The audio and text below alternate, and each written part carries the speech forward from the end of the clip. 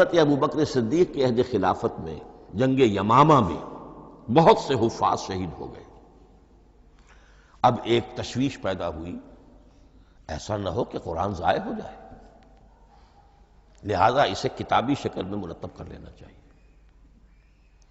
اس کے لیے پھر بہت سے صحابہ نے حضرت ابو بکر کو اپروچ کیا کہ جتنے قراء ہیں، جتنے کاتبین وحی ہیں، ان سب کو آپ جمع کیجئے اور جمع کر کے اس قرآن مجید کو ایک کتاب کی شکل میں جمع کر لیں۔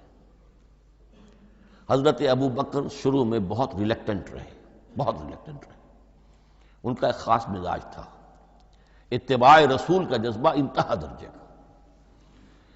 جو کام حضور نے نہیں کیا میں کیسے کروں؟